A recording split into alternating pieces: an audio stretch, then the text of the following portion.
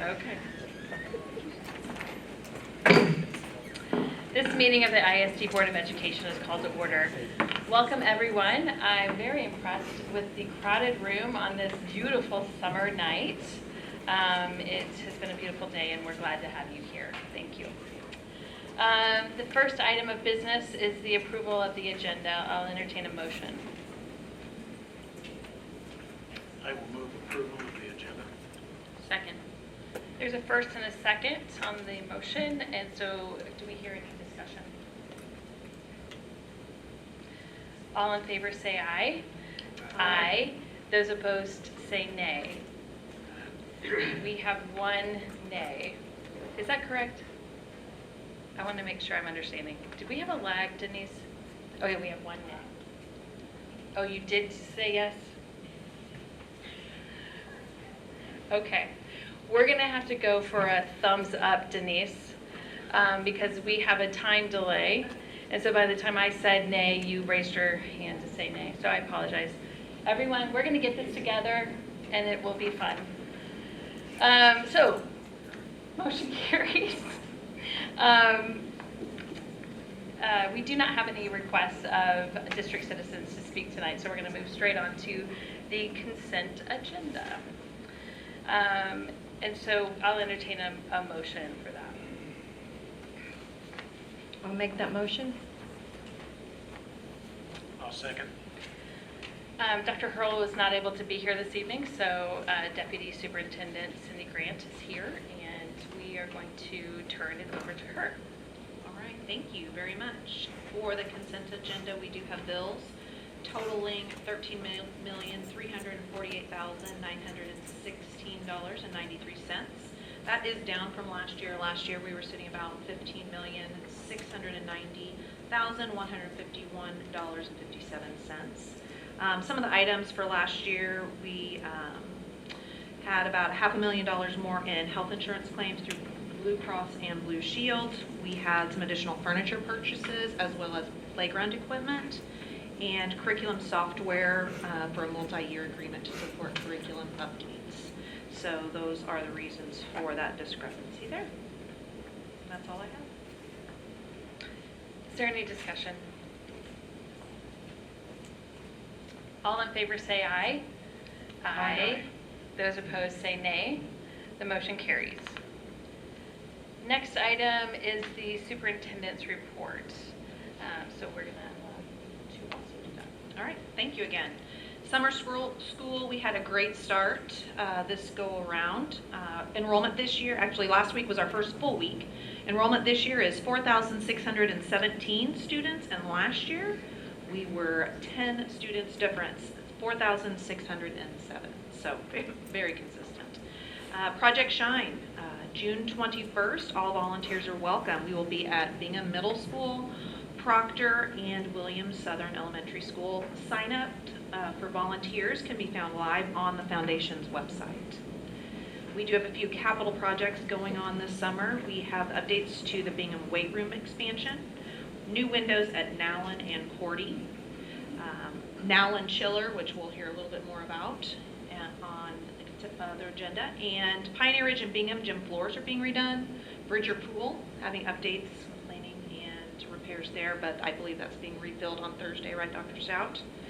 And we have a lot of asphalt and concrete work that's going to start to take place before very long. Also, we have legislative updates. Oh, did I say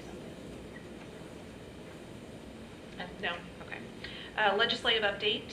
So, end of the legislative session, we do have a major education bill that did pass, and it is Senate Bill 68, which is a large omnibus education bill. Had approximately 30 different provisions in there, all relating to education. Some will take effect August 25th, right at the start of school. Others will not take effect until 26-27. So we're waiting to see what happens there, and then we can move forward with making adjustments as we need. And then Senate Bill 63. This expands and clarifies the right and responsibilities of students who choose non-traditional education settings, so homeschool students, family-paced educational settings in schools, and full-time virtual students. This establishes policies on enrollment, school withdrawal, and participation in activities as well as athletics. So we're looking at that. And then a new school funding task force was established by Governor Kehoe, and it is a 16-member group charged with reviewing and updating Missouri's outdated public school funding model. And the task force will bring together educators, lawmakers, business leaders, nonprofit voices to recommend some updates to that.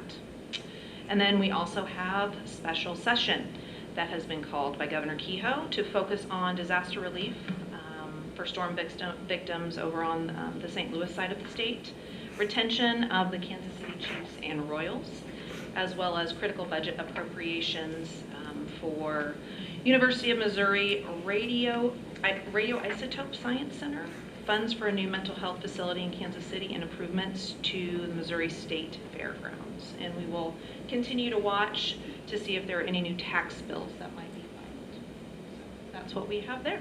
That's all I have, which is a lot. Thank you, Dr. Grant. Is there any discussion? Okay.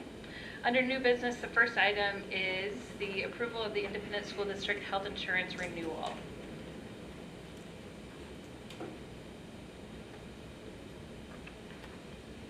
I make the motion that we approve the district health insurance renewal. Second. Do we have a first and second? Dr. Grant?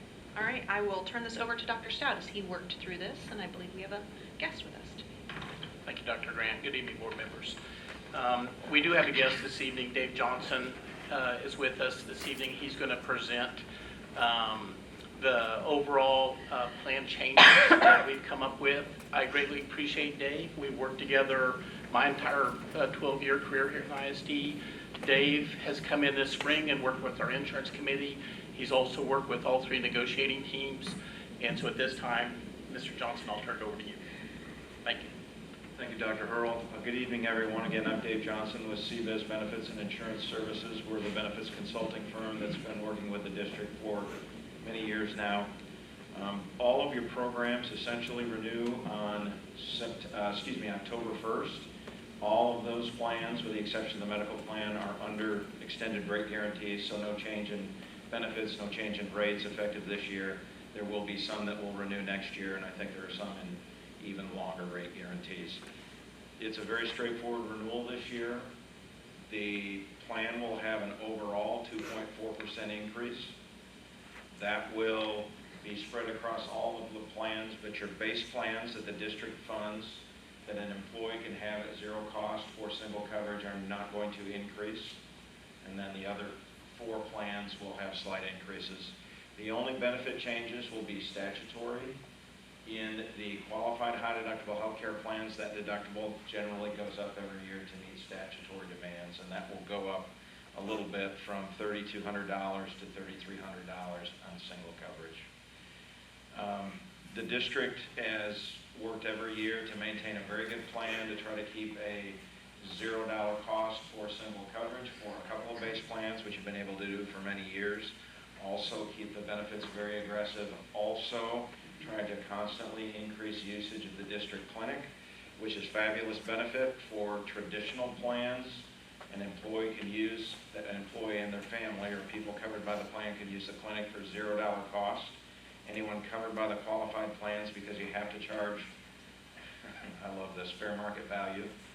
There is a copay under the qualified plan is $25, so, which is really way below fair market value. But great renewal this year, and with this, the district would continue to fund $1,000 into anyone's health savings account that's covered by the qualified deductible plan. So that's a quick run through. I'd be happy to answer any questions.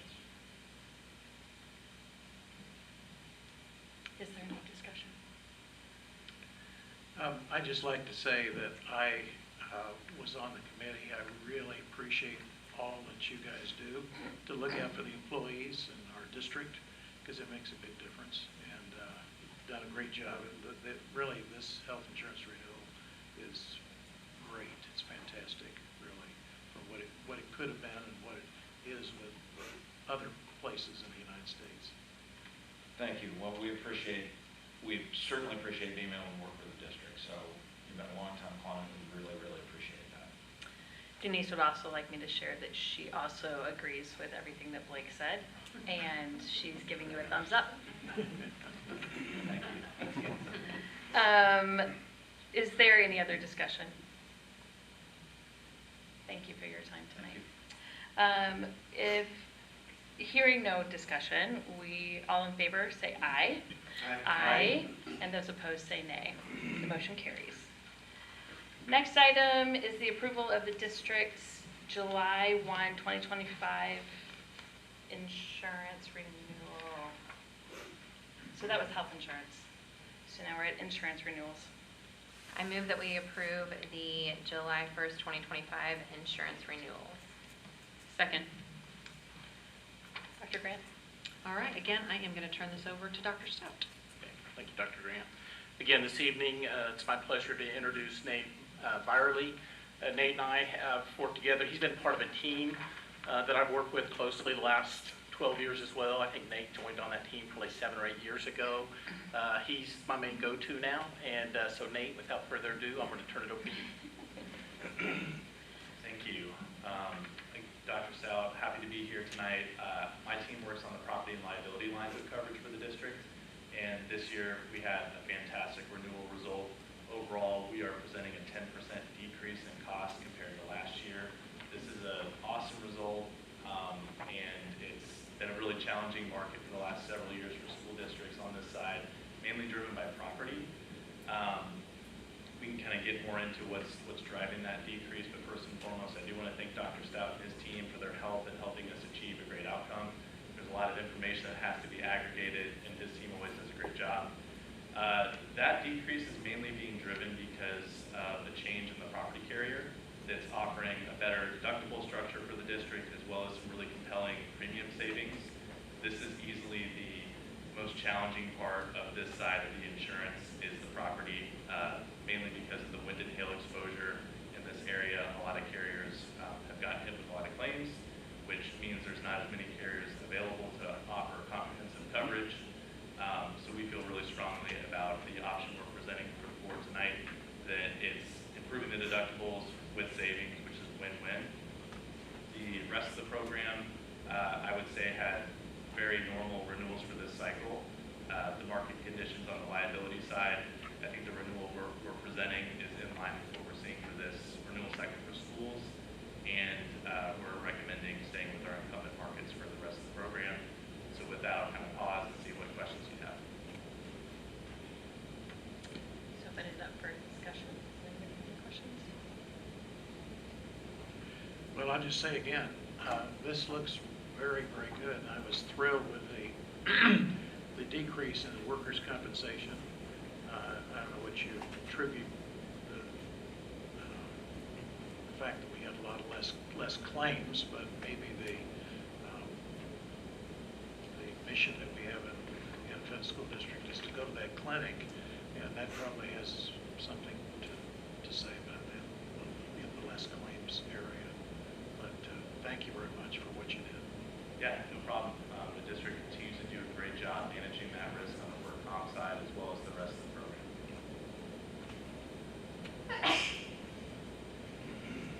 All those in favor say aye. Aye.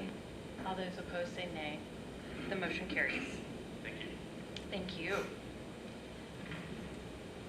Approval of the comprehensive school improvement plan is the next item on our agenda.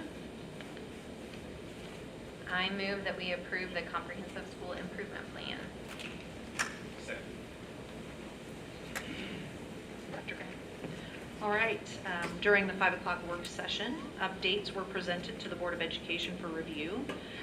The school improvement plan is required by the Department of Elementary and Secondary Education with the state of Missouri. It's a 5-year comprehensive school improvement plan outlining specific goals and action plans supporting the overall district growth and improvements in the area of academic achievement, facilities, staffing, parental and community involvement, as well as technology.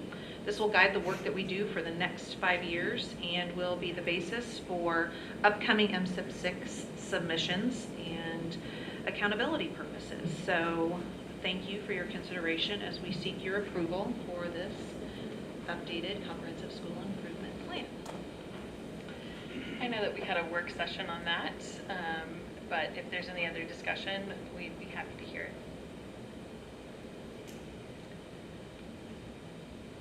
We already got a motion. Okay. So all those in favor say aye. Aye. Those opposed say nay. Motion carries. Next item is the approval of membership in the Cooperating School Districts of Greater Kansas City, 2025-2026. Entertain a motion. I move that we approve membership in the Cooperating School Districts of Greater Kansas City for 25-26. Second. Dr. Grant. All right, the ISD has been a member of the Cooperating School Districts of Greater Kansas City for many years. It is time to renew our annual membership for the 25-26 school year. This organization provides opportunities for school districts to purchase services, equipment, supplies at a reduced cost by purchasing in bulk with all of the members, collective participating districts' requests. This also includes professional development as well as lobbying efforts. And the membership total for this upcoming year will be $27,582. This price is at cost of $2 per student, and it's based upon the September 24th count. Last year's cost was just a bit above that at $28,308, and that was last year's, so thank you for your consideration. I would like to say some of us were at the meeting this week, their annual meeting, which was held here in the ISD, but I believe I have my date right. It has been $2 per student since 2007. So that's a really good deal, and I actually sit on that board and very impressed with the way they use our money and all of the services we're able to gain from that. I think there are maybe 35 or 37 districts in that. Any other discussion? All those in favor say aye. Aye. Those opposed say nay. The motion carries. Next item is the approval of the changes to the Board of Education policies, second and final reading. Hello, excuse me. We're looking for a motion. I'll make that motion. Second. Dr. Grant? All right, I will turn this over to Dr. Stout as he led us through this process. Thank you. Again, this evening, I won't belabor this point because we spent quite a bit of time on this topic in our May board meeting, but asking this evening that the Board of Education approve the second and final reading of the changes, additions to the Board of Education policy C-155P, E-300P, F-140P, and G-235P as were presented last month. And we do have Madeline back with us this evening. She's going to work with us and the board on the upcoming two motion items as well. But if there are any other further questions for her on any of these policies, she's here to answer those as well. Any discussion? All those in favor say aye. Aye. Those opposed say nay. The motion carries. Next item is the approval of the employee manual for the 2025-2026 school year. I'll make a motion to approve the employee manual.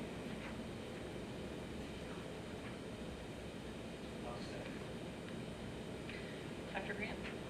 All right, again, Dr. Stout, as you led this with working with legal and our committee work.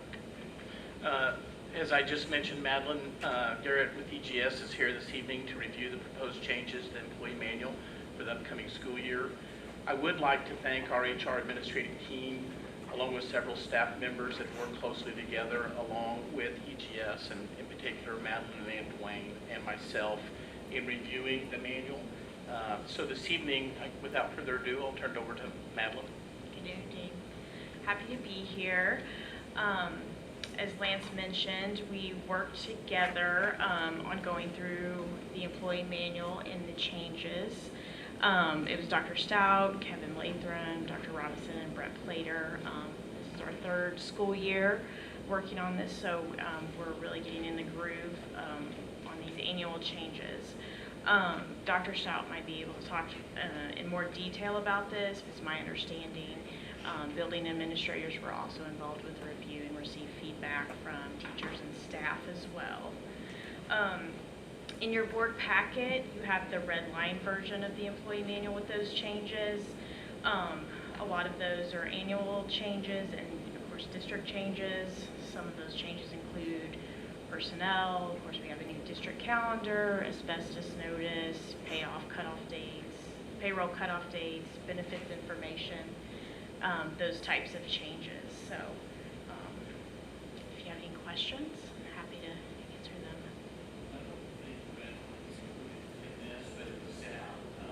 My apologies. Can you tell me, Dr. Stout, did staff have a chance to review it before this meeting? Was it like an intranet or something? No, again, I don't believe so. The process kind of, as Matt explained, is we, throughout the school year, as staff or parents or students will have concerns that's shared with administration. Administration works closely with the HR team, and then that is part of the ongoing process that Matt and I work through and take that information. Okay, so they haven't seen it. No. One of the things that I noticed was the compensatory time was removed from the manual. Can you explain the reasoning for that? Yeah, go ahead. I'm trying to keep Kevin, do you want to, it really wasn't a practice that we had utilized through the business office, so I think it was carried over from our old handbook to our new one, but it wasn't utilized through the business office yet. Okay, like never ever? Because I have heard that some folks have used it, because I was curious if anybody liked it. So no, it wasn't used. It wasn't a recent practice. Okay, so instead, for overtime, if they were to work overtime, they would just get paid for those hours, or how does that work? Okay. The time and a half, I assume, or is it the same rate? I don't know. There's a section right before the compensatory section that addresses Okay. how overtime is paid out. Okay, I'm trying to remember, I don't have it in front of me, forgive me. Any other questions or discussion? On page 31, it states that a doctor's note can be asked for an absence. And this is something that has come up a few times with employees. For example, if I wake up and I'm sick, I may not go visit the doctor for my one absence. So that was just a concern there, that you would have to provide a note when maybe you didn't need to go to the doctor. I'll go ahead and address that. This is not something new. It's been in place for a number of years. And under policy E115P, we do have that option. And just because it's there, it doesn't mean that it is always implemented. This process would be implemented in the following capacity. And as I outline those, I want to make it clear that HR is also a part of this process. And so the consistency is there as well. So for example, on high absence days, Mondays, Fridays, when we maybe have 90 or 100 absences at a time in the district, and it's going to be an additional stressor on teachers when at the elementary level you may have to split a classroom because you don't have coverage, or at the middle school and high school levels, teachers are going to be asked to give up their plan time to cover a class. That would be an example of a principal might say, hey, we've got so many people out tomorrow, if you're calling in, we're going to need a doctor's note. And so that would be an example of that. Also, if principals are noticing a pattern and they reach out to HR of, hey, each Monday I'm seeing this individual who's out, or on Fridays they could say, or Wednesdays, whatever day it is, they could say, I need a doctor's note at the next time that you call in. So that would be an explanation of that as to why and how that's utilized under that policy. And we want to make sure that employees know that, so that's why it will be in that handbook. So it's not a discretionary practice from an administrator, like they have discretion to say, this day I'll ask for a doctor's note. It's more of a precedence that this is a high, like a day where we have snow or whatever examples you just used. The expectation would be that people would come and honor that contractual agreement and work but if they can't, you would then have the discretion to ask for a doctor's note. Correct. Okay, I think what And I they were, was, oh, sorry, I apologize. So that, and they would also, again, work with HR to say, hey, here's what I'm noticing, this is what we would ask. has this been a practice thus far? Yes. Okay, so do we have like any concerns about saying, like, I feel like I'm spotted out? It's more like almost being careful of not discriminating, but more so, this is just a well-oiled practice that we do across the district. Correct. And like those examples we gave, or as, and if they are concerned, then we do have a process that they can go through. So it can be looked into. Yeah, and it is a part of the training that we do for principals. Are there any buildings, for example, where they just say you can't take off on Fridays, period, without a doctor's note? Just as a general statement? Yeah. Not that I'm aware of. Unless there is like they have, I've got, say, 15 people out right now, and 5 of those jobs are uncovered. And so that means 5 classrooms are going to have to somehow be covered. That's when I see that taking place. And if people are concerned, again, they can always reach out to HR, because we do ask principals that they do work with HR. Staffing is definitely a very serious thing across the world. I work in banking, and oh my gosh, we don't like call-outs, but it happens. And so I don't ask for doctor notes, but in a situation where staffing is really critical and important, it would be supportive documentation. So I can see where in the world that we live in today, it does seem very traditional, but I definitely understand the practice. I would have pause if there's an overwhelming outcry. If I feel like it's not consistent, or posted discretion, it looks more like, spotlighted toward a particular person or group or whatever. So it sounds like we don't have those issues, and we should be at peace with this. I just wanted to add one more thing, and I apologize. I didn't realize that it wasn't posted publicly until today, and then that's why I asked this. I personally am not comfortable approving something that the public hasn't had a chance to weigh in on, in case that they did, or that staff hasn't had a chance to weigh in, and to let us know their thoughts of any changes, whether they were big or small, how it might affect them. So I would like to move that we table the approval of the employee manual until our July meeting. And I would just like to address that, and again, obviously, as you as the board can make that decision. However, as we have onboarding that are coming up, as we're meeting with employee groups, I just would like to see that we have the most updated manual that we could present to them and have them review. So that would be my 2 cents, but again. I mean, we could mark it as pending, but to post it so that employees could review it and then approve it in July. So I think I would need a second. Second. Okay, we have a first and a second to an amendment to postpone the approval of this until July, Yes, next month. this next month. And so all those in favor of the... Do you want any more discussion? Oh, do you guys want to discuss? I do have another question. If it's regarding this motion. Right, this one is fine, so I agree. I think that all staff should be able to review it, so. Maybe, just for clarification, via email or just sitting out the. Or however HR would handle communication to staff, just to ensure that they've had a chance, whether that's on the intranet.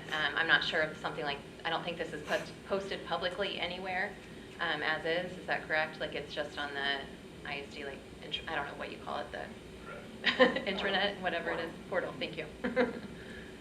So just for the sake of clarity, I'm not hearing you say just for the sake of transparency. Yes. And maybe we missed something, and oh my gosh, Just Dr. given- such and such at elementary school A found this big deal that we didn't see. So is that kind of what we're looking at? Exactly, Okay. yes. I feel like from what Dr. Stout said, it's kind of been a year-long process. I mean, as concerns come up and things like that, that people have had an option to weigh in. But true, and goes through building principles, and so I know they maybe didn't see this document. And that would be my concern, is that they haven't seen the language and that what was actually removed and what was added and all of those changes. So yes, they may have been able to offer feedback, which is phenomenal, but they haven't seen the final the final version or the final proposed version. In any event, if we were to approve this tonight and there were concerns next month, what is the reality that we can make those changes quickly? I mean, I know that's not ideal, but we obviously want to be able to, if there are harsh changes that we need to make, it's my understanding we can do that. Would that be fair? Or?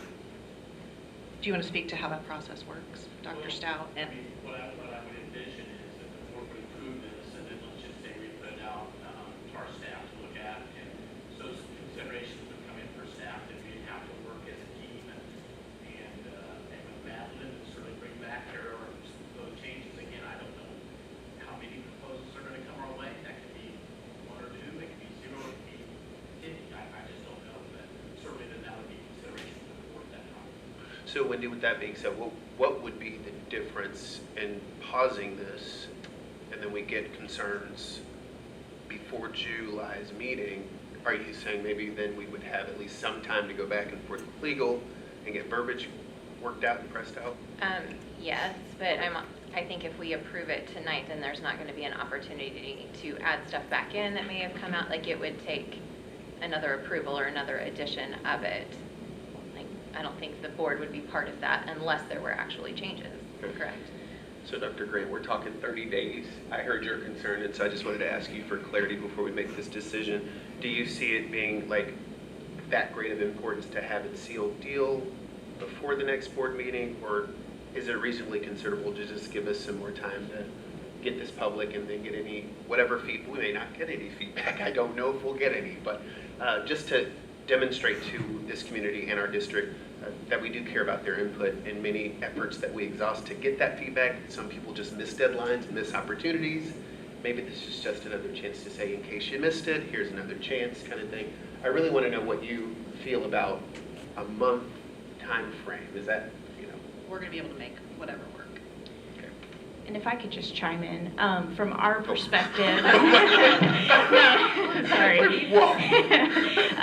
From our perspective with EGS, if there were changes, regardless if this is adopted tonight or not, we would have meetings with that same group of people as quickly as we could to work through that with this group and with the superintendent to get those ready for the next meeting. So we would want it to make it as similar as we did to our initial process for these changes that we started in January, so.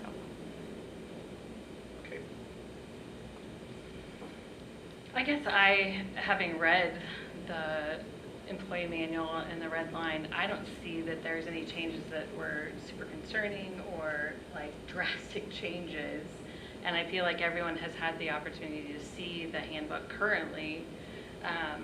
I personally feel like we could approve this document and allow them to continue on with the business at hand, and then if there are issues, then we can address those as they come. But I'm not sure that I feel like we need to, in my opinion, stall the work of the district administration in this handbook just for the sake of allowing someone to have eyes on it and possibly have something they want to change.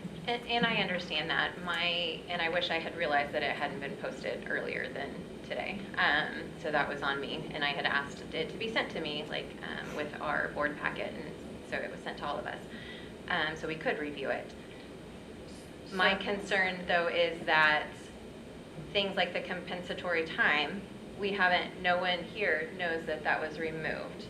And so without offering that to the public and to our staff, I think it's a form of respect and saying, hey, this is the proposed changes, this is what we hope to do, and it just gives people a chance to weigh in if they would like to. They could reach out to us, they could say, ooh, I really loved that, I wish we did it, or ooh, that does happen in our building. I know it might not make it all the way up the line that it is still happening, whatever, I don't know.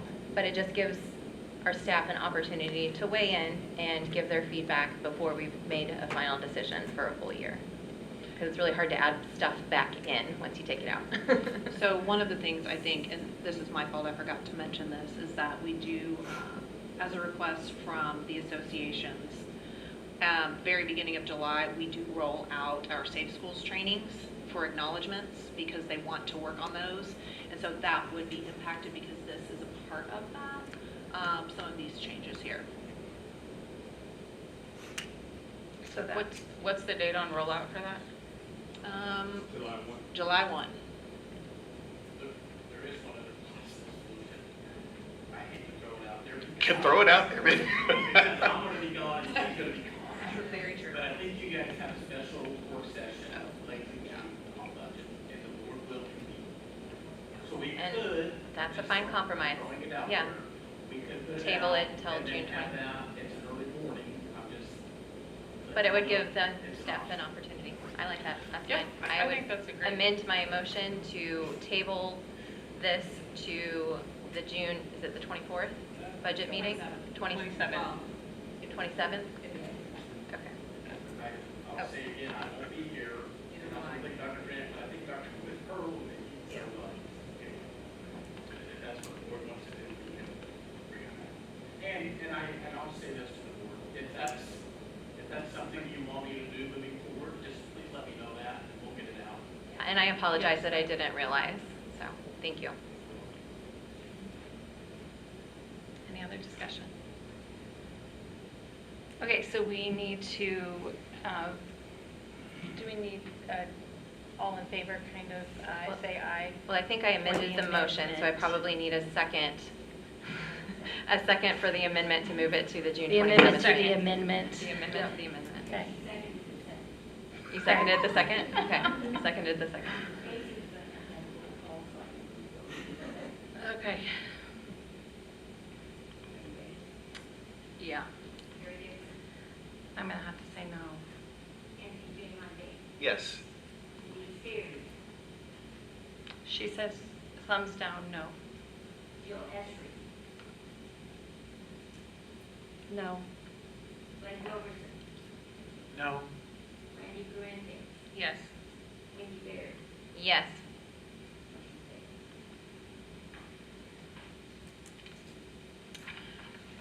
Okay, then we need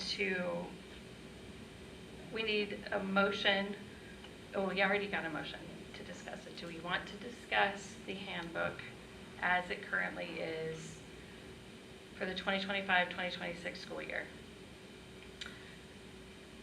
I do like that I hear you say that, you know, employees have the opportunity to ask questions and present concerns about the manual that you present to them as their employer. And I think that that's crucial, that we are understanding you to say that that is a true thing. And so I'm confident in this document that we have read, and so that's my opinion on it. Anyone else have any discussion? I really appreciate the idea of just forward thinking and considering ways that we can demonstrate our efforts and transparency. I also recognize and respect that we don't want to overexhaust our working staff that do work diligently to get these things done in a timely manner. And so I respect Dr. Stout's position, and just having an awareness of what our kind of pulse is, or what our tolerance is for wanting people to have access to information ahead of time to make informed decisions or good, appropriate feedback. One of the things that I feel we are privileged in is having access to those resources and details. We see this stuff, and so when we're here, it's different for us. But when you sit in these chairs, or you're watching on, YouTube or whatever, you're still kind of you're at a disadvantage to some degree. Whether you look at it as a disadvantage or that you've trusted your elected officials to make the decisions for you, wherever you land there, we do the best that we can. So I respect all viewpoints here, but I hope that if ever there is an occurrence where someone says, this is profoundly problematic for me in my building or whatever, my staff, that we would obviously take a real deep dive and make that corrective action. So. I do believe that many staff members' experience with the handbook, they read it and check a box when they do their Safe Schools training, and don't necessarily realize they have a problem with it until something is addressed. And so, I mean, it's a lot. And so you do read it and it's just like every email I get, I read, but I don't remember all of them. And, yeah, so then you have a personal experience and you're like, yes, I have an issue with this because this is not really how I read it, didn't quite understand or comprehend what I was signing on for. And so that's where I think it is important to give opportunity to staff and make sure that we are releasing it with our agenda. I did have another question, and I can't remember if this was a red line item. Before you move on to that, can I interrupt you? Just real quick, going back to that component of feedback. An example of, and I just thought of this, and Mr. Latham's out there, and he's probably going to glare at me because I'm using his name again, but one of our associations during the negotiations process had said, we have some concerns with some things going on in our department, and ITEA said, hey, we want to sit down with Mr. Huddleston and we want to outline our guidance document and make some changes and do it, and they're in that process right now. So that's an example of, employees saying, hey, we want to see this, so how can we work together on this? And so that would just be an example of how that is working. Thank you. So I hope you know that. I appreciate that. Absolutely. So my question was about the Section 125 childcare. It's on page 43, the childcare reimbursement. And it's limited details there, so I just wanted to know what happens when the employee resigns.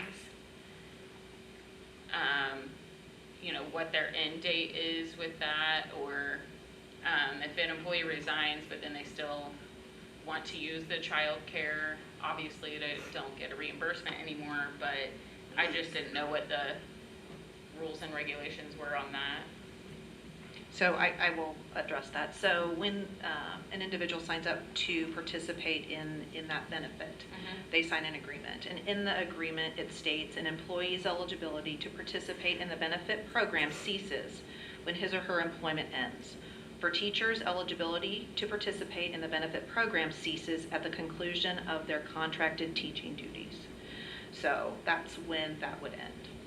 Okay, so when they're finished teaching, not necessarily when they get their last paycheck. Correct, correct. And each one gets that and they sign off on that so that they're aware of that. If they still want to use that child care, is that an opportunity that is still? But like I said, obviously they don't get the reimbursement. Correct. So it would no longer be a part of the employee benefit program, but if there was a slot available, they could be in a parent pay slot. Now, those are in very, very high demand. And we have a waiting list of almost 129.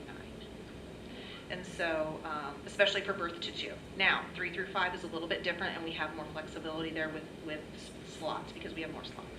And so that is what that would look like. And there is a process for that when they go through the enrollment piece there. And that is first come, first served on the employee, the parent pay. And we're not abiding by any type of ordinance or law. That's a discretionary practice that the district possesses, right? Okay. Dr. Stott, I wonder if you could answer this question. Dr. Grant, I'm not sure if maybe you should also. So what I'm hearing, Director Parente say is that she has a concern that our employees don't read our manuals as they are signing off on them. They're just kind of checking the box. Would it be possible for us to provide our teachers with, or employees, I apologize, with a document that just says, please be aware of these changes that have been made to this document. These are, current now, so that they just have an awareness of what has changed in a document that they may or may not have read last year.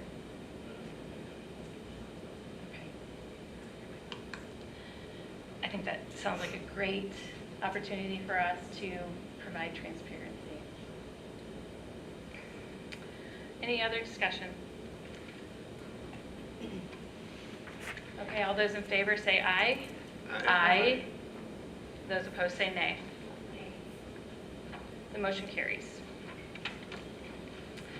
Next item is the approval of the high school, middle school, elementary school student parent handbooks for the 2025-2026 school year. I make the motion to approve the high school, middle school, and elementary school student parent handbooks for 2025-2026 school year. Second. Dr. Grant. All right, Dr. Stout again. Again, thank you, Board. This process, again, Madeline mentioned this is our third year with EGS, and that's why Madeline is here on behalf of EGS. So if we have specific questions, certainly she's the spokesperson. But I will say this, from the district's perspective, Dr. Maglinger with middle schools and high schools, and Leslie Hopsprung with our elementary schools, they headed up committees that went through page by page all of our student parent handbooks. I also want to give kudos to Denise Fears. I don't know if she can hear me or not, but Denise is a board member representative that took time and sat through all of those meetings as well. So again, thank you to all those folks. And that being said, I'm going to allow Madeline to go through the changes that we've made or asking the board to consider as a result of those processes and those meetings.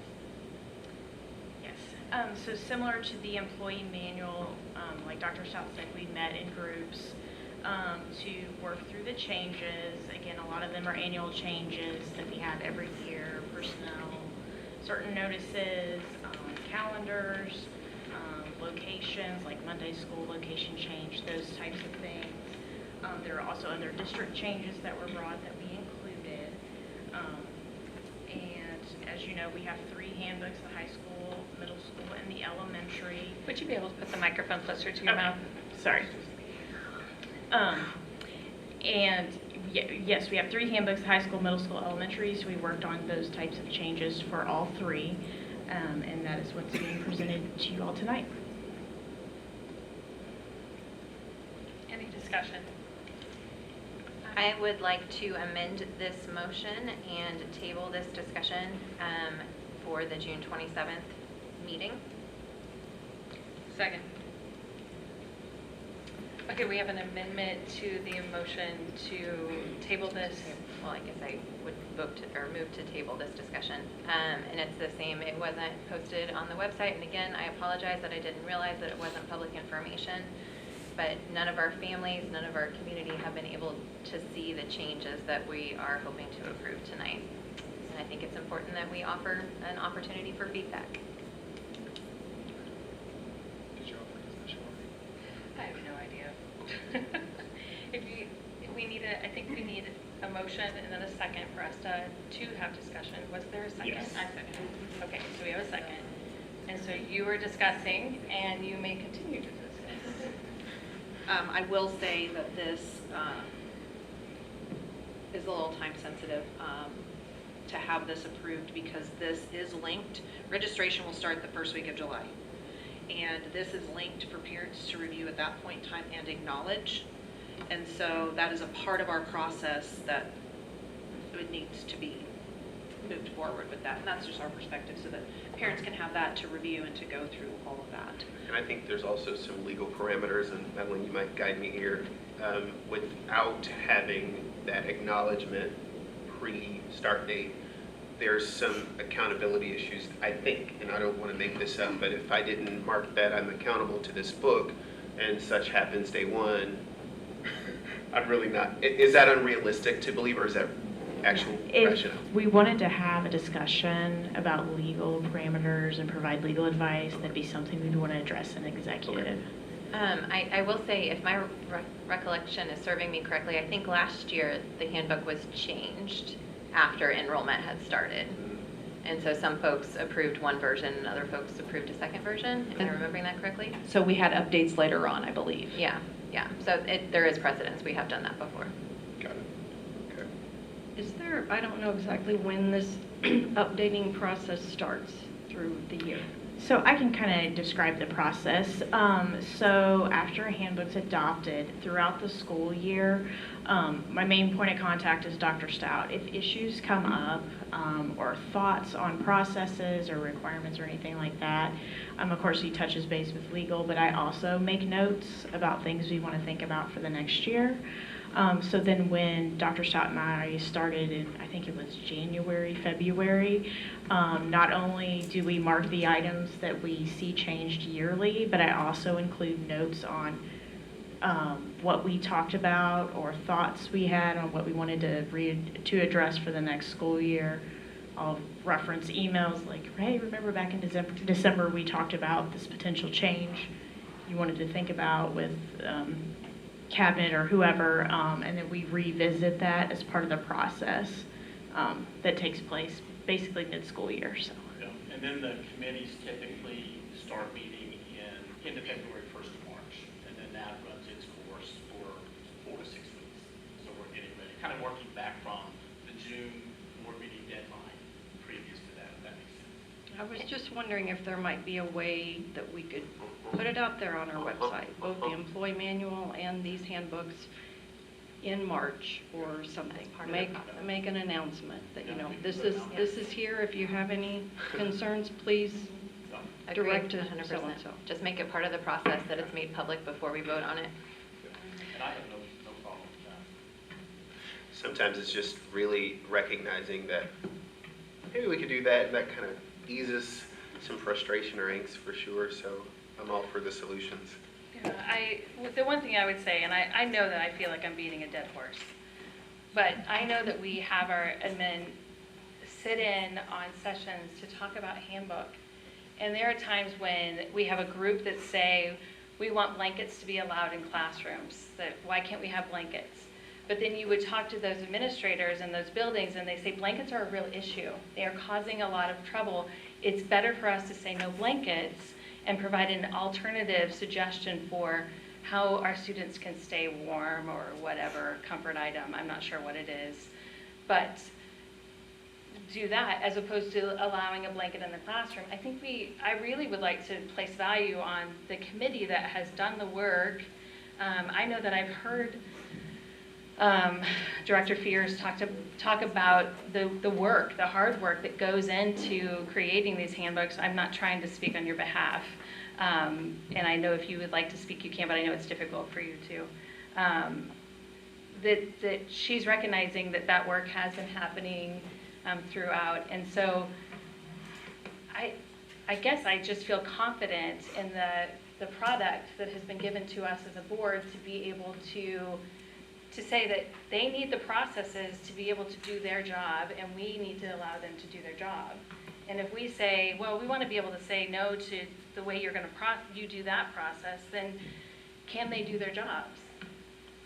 And with all due respect, Director Dixon, we just approved a CSIP with some pretty ambitious and exciting goals for our parent and community engagement. This is an opportunity for us to engage with our parents and community, to say this is what's approved. We don't even have to ask for the feedback. I'm just asking that it be posted online so that folks, if they want to look at it, and I was one of those people way back when, I would have looked at it and I would have read it and I would have, oh, this is going to be changed, oh, this is staying the same. I think that that's important just to offer that opportunity. I think it's a form of respect. I said that before about the employees. It's a form of respect. We value your feedback if you have some. You don't have to look at it if you don't want to. It's like a 100-page document. I understand that you might not want to comb through it all, but it might be helpful to look, and if you do see something, reach out to the board and send an email, and then that's our job as a board to take that into consideration and propose those changes, or we look past it as is. I don't think we have to go through every single one and redline the red line, but we can take that feedback and talk about it and decide if that's something we want to do or not. Or it might be a moot point and we already know that it's maybe not the best solution for our district. So. I also feel that creating additional routes for receiving information does not mean that we don't value the work that has been done. And I think in education especially, it's really important that, I remember teachers saying all the time, everyone just learns differently. Everyone processes information differently.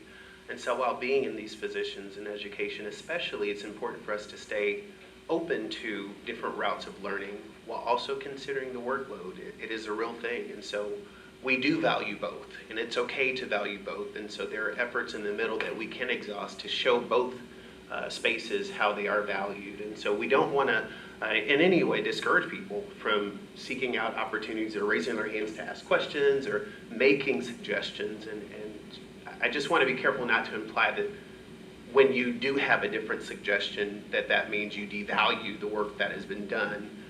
And so I think we're in a position that it's going to be really important that we continue to leverage resources to give our community and our staff ways to receive information, ways to engage and share their piece. And so I think Jill brought up a fantastic point. I think that would really make a big difference, to be honest.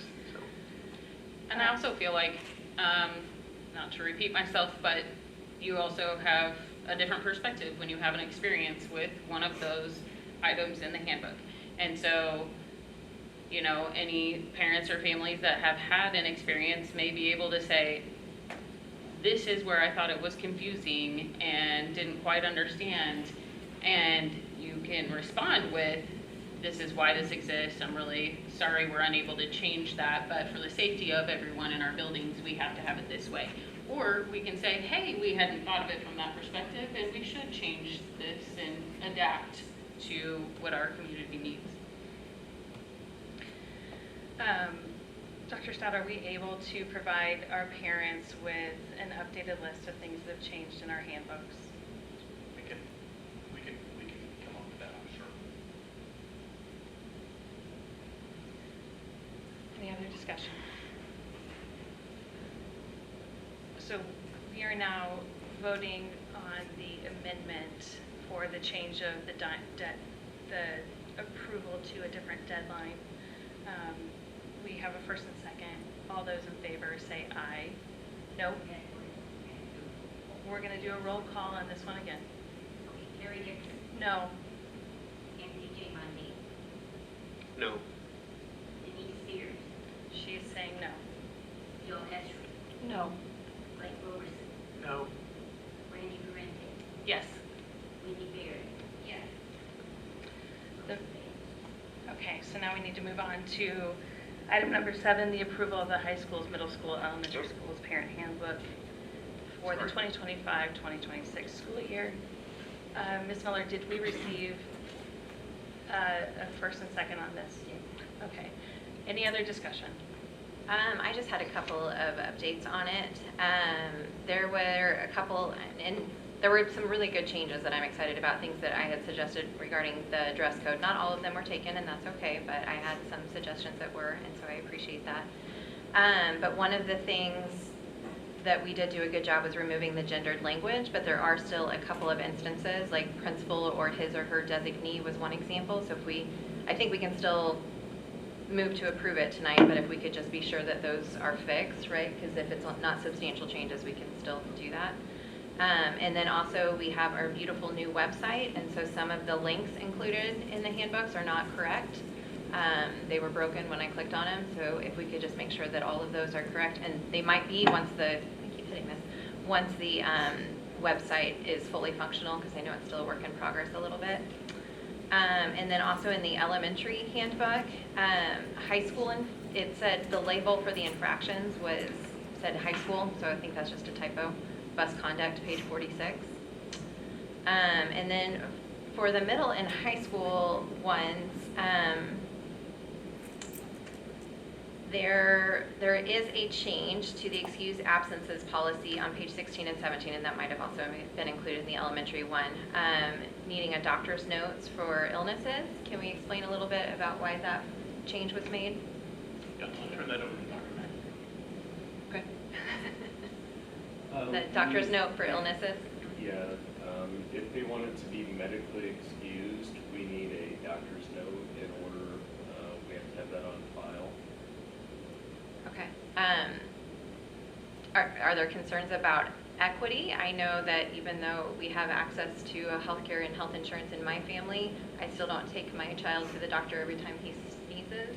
I can speak into that. Yeah. At high school, the students have the ability to receive like A+, and A+ has a very specific attendance requirement for it, for them to get that scholarship, and a large portion of our students do try to get that. So if they are sick and they are absent for a prolonged amount of time, for them to still be able to do that, they have to get those doctor's notes. Okay, so the intention is just for long absences, when it might be more likely that they see a doctor. Is that Yeah. correct? Am I understanding that correctly? That's my understanding. Yes, Dr. McLean. You say yes. Okay, I just wanted to make sure we're all on the same page. And then I also had a question. It listed disciplinary actions. Is there a reason why, like for in-school suspension and out-of-school suspension, is there a reason that the alternative placement wasn't listed? Like what those infractions would be to be moved to virtual? So that we're all on the same page of what those disciplinary issues are that would cause a student to be moved to virtual? Because a detailed explanation for alternative setting wasn't explicitly included in the current language. An alternative setting is not a one-size-fits-all solution. It can vary depending on the student's needs, behavior, and available support.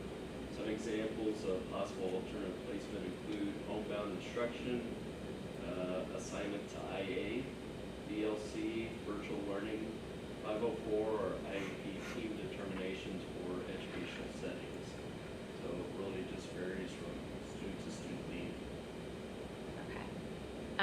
But when we are using it for discipline, do we have standards for that? Like what would send somebody to alternative placement? Once again, it can vary from student to student. Do they have a 504? Do they have an IEP?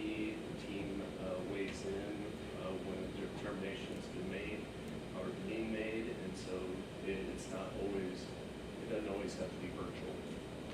Okay.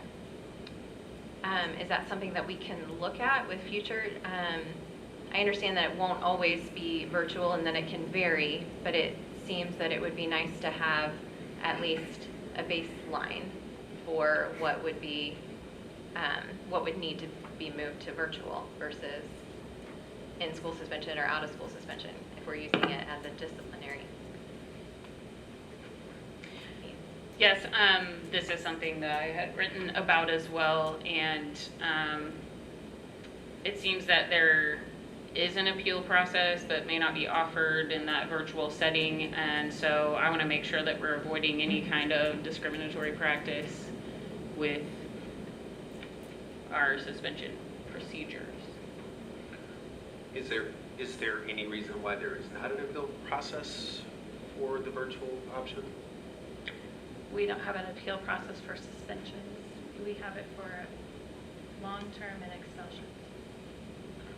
But the virtual setting is one of the long-term options. That'd be an alternate placement. Right, so alternate placement is not a long-term suspension?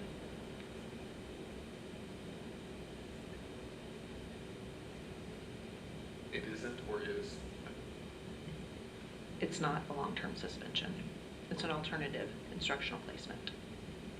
So am I understanding that someone could go virtual for 10 days or 180 days? It just...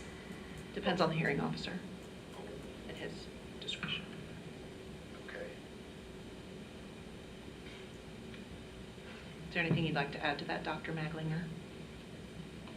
If they end up going to a virtual setting and they are not long-term suspended, there is a reconsideration process that the family can submit a reconsideration, and then the hearing officer can review the request that they've made. So who's all involved in this decision? Is that a recommendation from administration to the hearing officer, or is that totally in the wheelhouse of the hearing officer's recommendation, or like how does that process work? Anything over 10 days suspension needs to be considered by a hearing officer. The hearing officer will render a decision. The family will be notified. If it's the 180-day suspension, that's a long-term suspension. If they are out for an alternative setting placement for a period of time that the hearing officer has determined, then they could reconsider or have a reconsideration submitted to the hearing officer for that.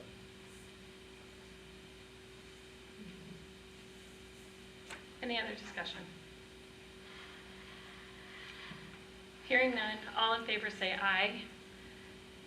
Aye. Aye. All those opposed say nay. Nay. Motion carries. 2 or 3 nays. 3. And then Denise was she was approval. I did have a question about 6 and 7, really quick, I promise. I know that we just kind of ran through this and said, maybe next year we'll look at this and make sure that we have communications out. I just would like to know, like, who's going to facilitate that for March, and just so that we can make sure that that's something we look forward to. I don't know who's. And I'm happy to. I just want to clearly have somebody from the board to let me know what that expectation is so we can work together. It sounded unclear to me too, and that's why I brought it back up. So I don't know if this is the decision-making moment, but I just wanted to have some peace of mind and clarity, because I kind of felt like we breezed by it. While we had some understanding, I just wanted to make sure what we look forward to next March, it's not just a good idea, but it's an action item people can look forward to. And perhaps, and I don't know the sense of urgency from the board, but I know Dr. Grant's been working with the board on some work sessions coming up, and maybe that's one we can time. So I can clearly, and we can all clearly I think that understand would what be that is. fantastic. Yeah. Yeah. Work session, and people can weigh in at that time. I actually took that note, Dr. Stout, and I didn't say it, but that's what I said. Well, and that needs to be Dr. Grant's call. Sure. That's something that I would welcome, because I just need to, like I said, getting these out for the public, it hasn't been a past practice nor, but I would, like I said, if it's something the board wants to do, if you're good with it, let me know. Okay, so we will pencil that in for a work session topic, and we will entertain more discussion on this. Thank you for your time today. Thanks, ma'am. Thank you. Item number 8 is the approval to accept bid for the contract for nutrition services preventative maintenance contract. I'll make that motion to approve and accept bids and contract for nutrition services preventative maintenance contract. Second. Any discussion? Oh, Dr. Grant. All right, Dr. Stout again. Okay. Our nutrition service team, along with our facilities team, has recommended that we outsource preventative maintenance services on a semi-annual basis to ensure our food service equipment will last longer and put off replacement costs. We had 2 companies submit bids. The bid tab sheet is attached.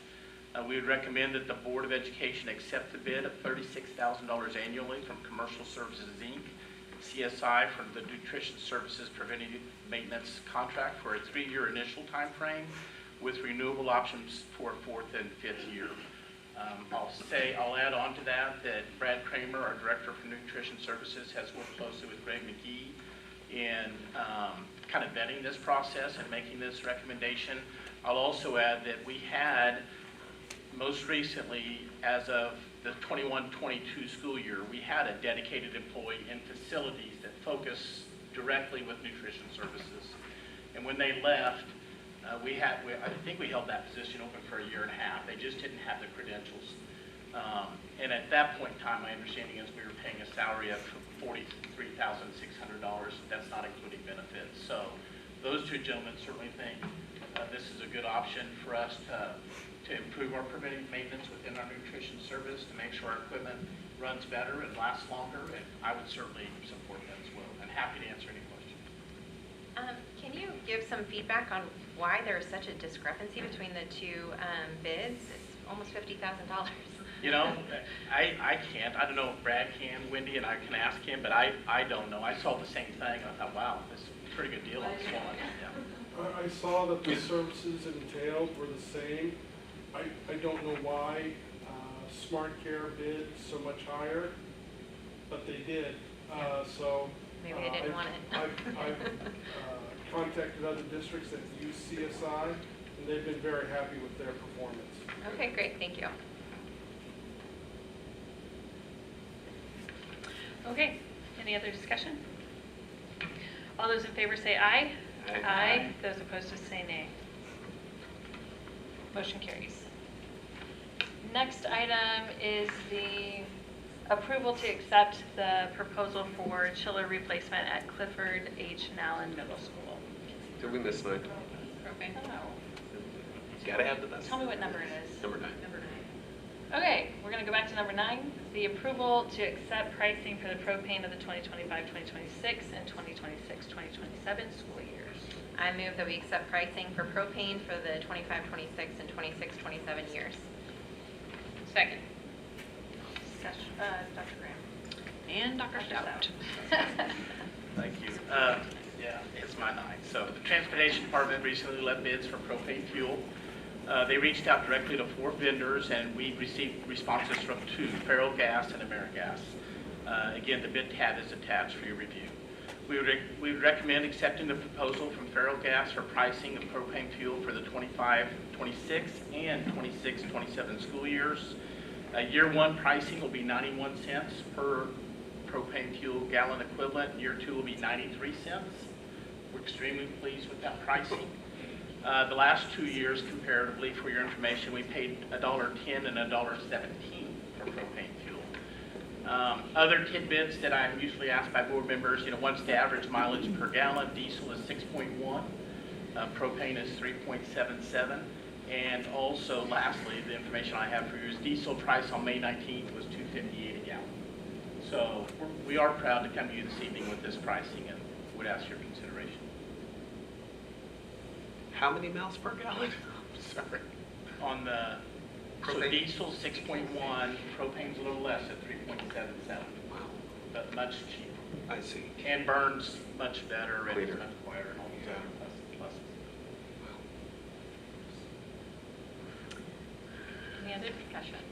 Since Director Fears is not here, I will speak for her that I too appreciate the rubric that you put here at the bottom, just comparing the 2 bids, so thank you. She's smiling. She loves the rubric. All those in favor say aye. Aye. Those opposed say nay. Motion carries. Item number 10, let's try this again. Is that right? Approval to accept the proposal of the chiller replacement at Clifford H. Nowlin Middle School. I approve to accept the proposal for chiller replacement at Clifford H. Nowlin Middle School. Second. Dr. Graham. All right, this was an emergency purchase under policy F-140P. We did go through the purchasing co-op Omnia. This was a planned replacement anyway. I talked about that in my superintendent's report. The compressor actually went out in the chiller at Nowlin before the replacement could take place. The lead time on such an item is 12 to 14 weeks. This chiller was in the process of being built, and it's a first come, first served basis. So, for such an item. And so we needed to go ahead and purchase the item so we could be ready to go for the first day of school. And we have encumbered the funds, but it still comes to the board after the fact for your approval under this policy. Any discussion? Glad this is a practice that we have in place to make sure that schools are cool. That rhymed, Carrie. Right. Schools are cool. Yes. Okay, all those in favor say aye. Aye. Those opposed say nay. The motion carries. Next item is the approval to accept bids from vendors to purchase the district chemicals, lamination, film, custodial equipment, and consumable supplies. So moved. Dr. Grant. And Dr. Stout. Through the board-approved membership of the Greater Suburban KC Joint Purchasing Cooperative, which you guys did thankfully earlier this evening, administration is asking the board to approve the bids from vendors to purchase chemicals, lamination film, custodial equipment, consumable supplies for the upcoming school year. As you can see, there was a 16-page bid tab for you to review in your reference, and it is pretty complicated, but they've highlighted kind of the best price and what we go with. This extensive list allows our facilities team to prepare for the upcoming school year, and we're guaranteed the best pricing around. So this, again, is one of those powerful pieces, being a part of this bigger cooperative with all these school districts involved. So would ask your consideration for this evening, please. Discussion. Hearing none. All those in favor say aye. Aye. Aye. Those opposed say nay. Motion carries. Last item, number 13, approval of the... 12. Oh my gosh, what is happening? Okay, we're going to go back to 12. Maybe I got camp going on back home, guys. Approval for declaration of surplus items. Entertain a motion.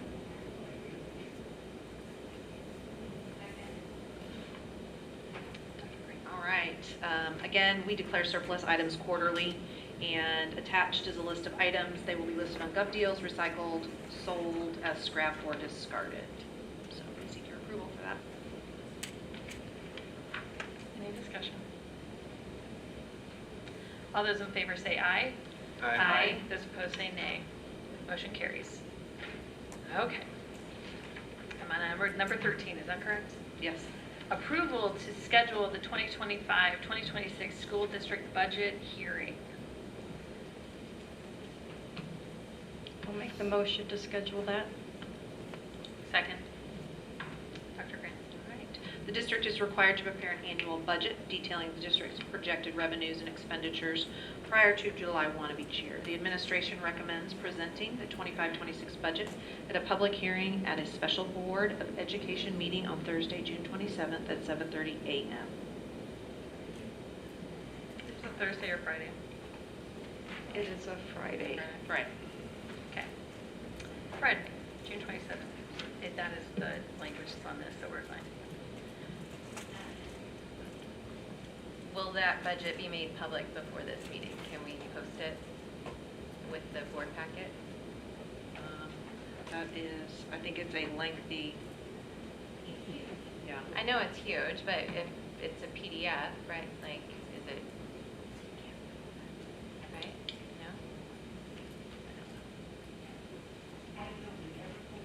No? Before. That was one question I was going to ask is,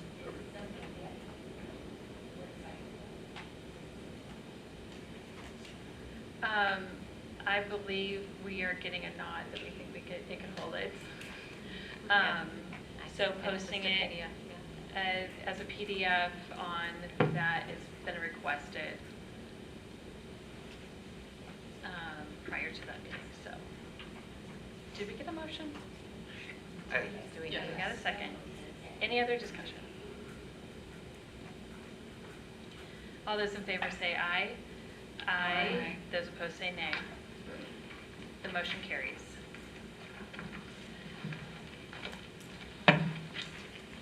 We are entertaining a motion to adjourn to closed session. I move to adjourn to closed session pursuant to Missouri State Statute for legal matters 610.021, item 1, personnel issues, 610.0213, and 610.021, item 13, legal matters and personnel. Second. Ms. Miller, will you do the roll call? Terry Dixon, Yes. Anthony J. Mundine, yes. Denise Sears, She said yes. Carol Estes, Yes. Greg Robertson, Randy Grant, Yes. Wendy Beard, yes. We're adjourned.